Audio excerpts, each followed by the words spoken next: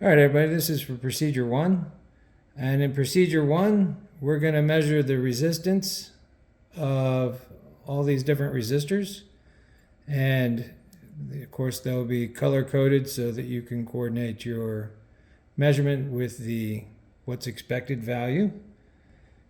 And to do that, we're going to use this voltmeter over here, and we're going to set it to ohms.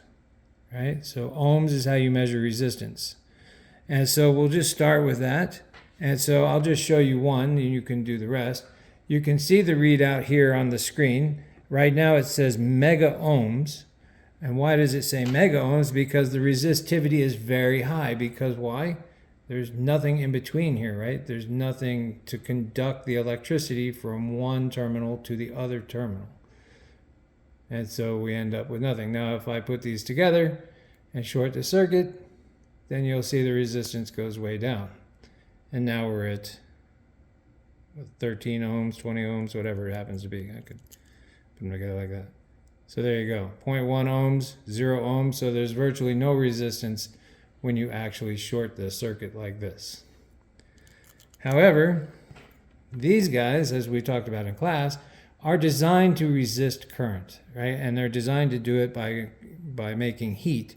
We're not going to put enough current through any of these to make any of them really that hot, but we can measure the resistance. And so if we hook this guy up onto there, now we can see what? This one here is 32.6 ohms, right?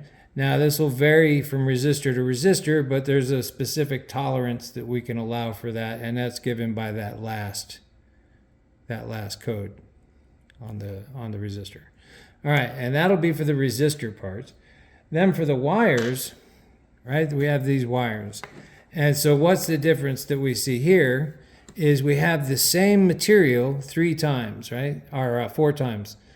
Right here, right? All these are the same. The only difference between these is this wire here is twice the diameter of this wire here, and which is half the diameter of this wire. So in other words, this wire and this wire are the same. This wire and this wire are the same. The only difference is this one's 10 meters long and this one's 20 meters long.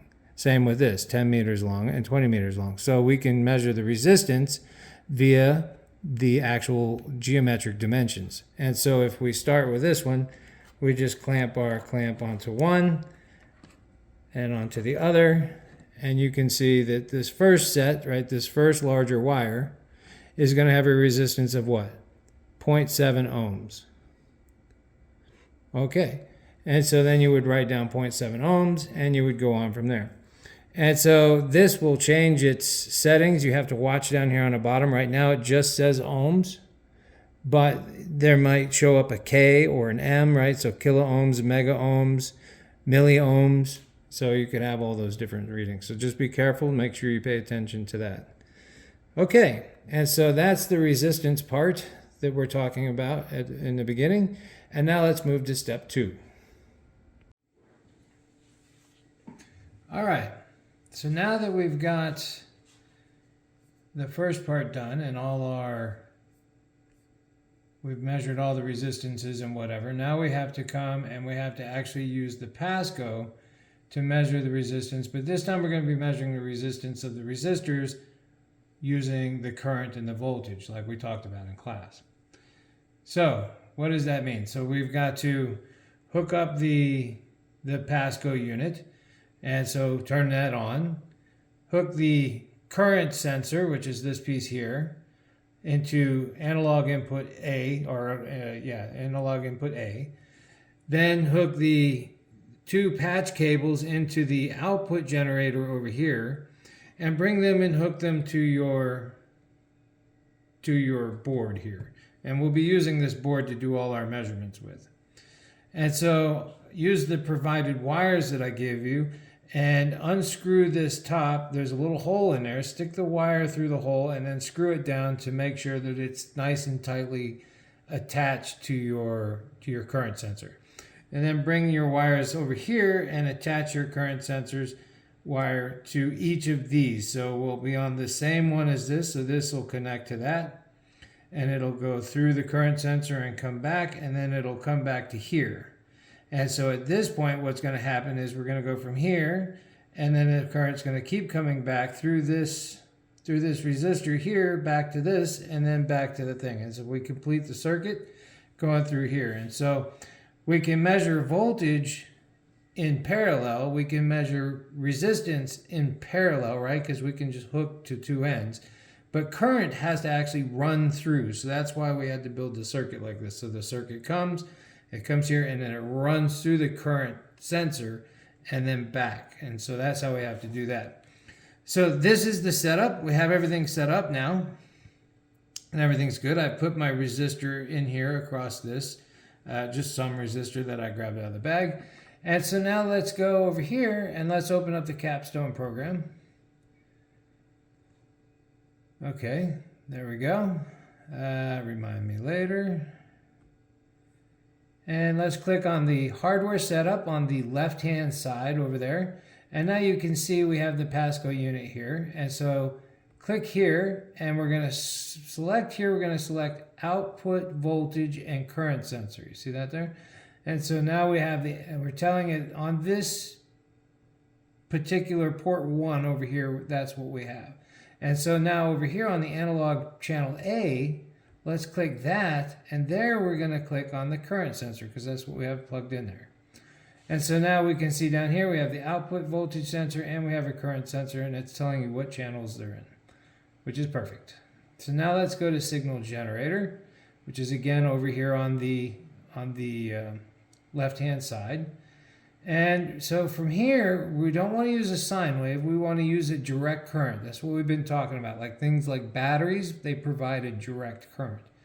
And so, you know, it's a current, it's a voltage that doesn't change, and it's just continuous. And so here, what we need to set is we need to set the first one to 0.1. So 0.1 volts. And we're going to set our voltage limit to 10 volts. And we're going to make sure that our current limit is set to 1.5 amps, which it is there, so that's good. And we're going to click auto. And so now we have everything set up over here. That's great. If you come up here to this little pin that you see on the top up here, if you click that, it'll rescale the other window accordingly. So now we have the window scaled over here on this side, and now we can have this panel open and have this at the same time. Okay, so what are we going to do now? So now we want to come down here to the bottom, and we're going to say, click here, and we're going to go to common rate. We want to use common rate on this one, and we want to change the hertz to 1 hertz. Okay, so we have common rate and 1 hertz. We're going to come over here, and you see we're in continuous mode. So we're just moving along the bottom to the left here. And I'm going to click on that, and I'm going to click keep mode this time. And so now we have keep mode set, common rate, and 1 hertz all here on the bottom. Now the bottom is ready to go. So we've finished the signal generator box, we finished the bottom, and so now we just need to set up our measurement window over here. Okay, so what do we got to do? So I'm going to come over here. I'm going to double click digits twice. And that's going to bring up 2 boxes. I'm going to double click the table. And I'm going to double click the graph. And so now what do I have? I have 2 boxes here of digits, 1 table, and 1 graph. So on this one, on this first digits one, I'm going to come up here and I'm going to select current. Channel A. Okay, and I'm going to add 1 decimal place to this because I want to have 4 decimal places for all these. So when you measure all these measurements, you're going to have 4 decimals worth of information. And so I'm going to come here to this one, and I'm going to click output voltage. And I'm going to do the same thing. I want 4 places. And so there we go. We have the current set, we have the voltage set. Now I'm going to come down here to the table, and for the first one over here, I'm going to have output voltage. And for this next one, I'm going to put current. And for this on the graph, I also want to have output voltage on the y-axis, and I want to have on the bottom, I want to have current. And so when we look at this, we should have so this is going to create a graph that is a voltage versus current graph. And if we remember, we can change Ohm's law, V equals IR. And so if we have V divided by I, we should be able to figure out the resistance from this. Okay, so we have everything is now set. Our box over here is set. Our breadboard, so to speak. And so now all we got to do is start measuring. And so to measure, all you're going to do is we have our voltages, everything is set. We're going to come down here and we're going to go preview. And so when you click preview, it's going to bring up some numbers. And so what do we see? We see that the voltage output is 0.1098, which is very close to 0.1. And our current response is right here. Okay, great. So there we go. We've got our stuff. And let's go down here to the very bottom left on our, and we're going to say keep. And what that's going to do is that's going to set our first dot. You can see it in the graph here. It's going to set our first table input. And now we're able to come back up here and we can change this to 2.5 and press enter.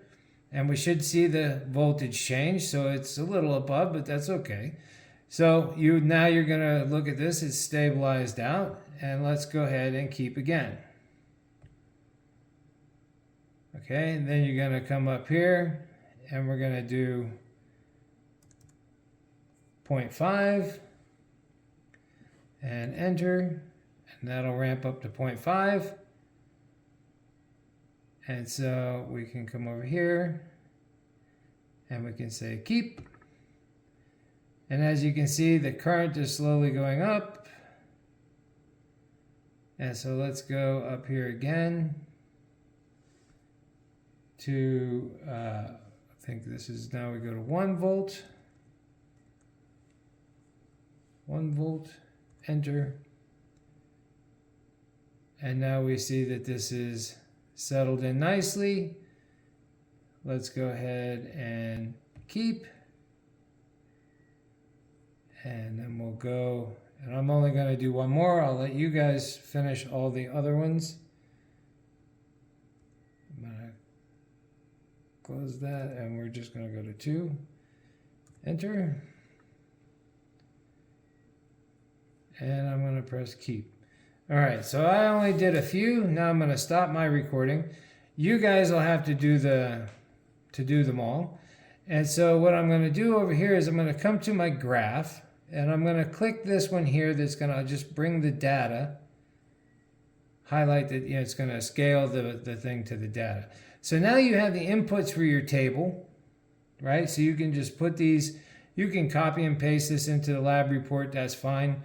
Or you can just write it over into the lab report. You can use Excel to do this graph with this information, or you can copy this graph and put it in your lab report. But either way, I want to see the graph and I want to see the table. And so here we can come and we can say what? Okay, now I want to know what my trend line is. So I want to come here, and this is a very linear set. So we're going to have our equation. And so I'm going to move that somewhere nicely. And there we go.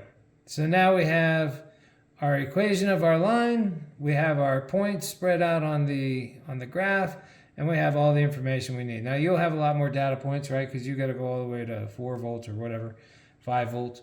And so you'll have, some more data points down here to make this good. But then we can see the slope of the line, we can see our B value, and so on and so forth. So with that being said, you'll do that for this resistor here, the 100 ohm resistor. And then what you're going to do is you're actually going to use some of these jumper cables, and you're going to we're going to remove this little resistor here, and you're just going to hook this from here over to this light bulb.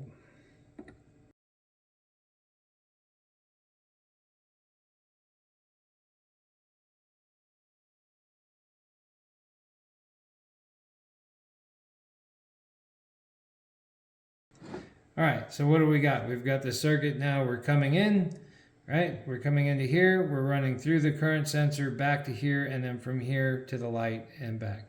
And so then you're just going to do the same thing again. On the program, you're going to set all your, you can do like a run 2, right? So we can come back over here, and if you go to preview again, it's going to clear everything out, and you're going to be ready for run 2.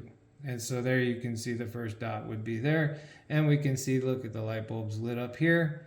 And so you'll do the exact same experiment all over again, but just with the light bulb. All right, okay, with that being said, I think everything's good. I think you got enough information, so have a blast.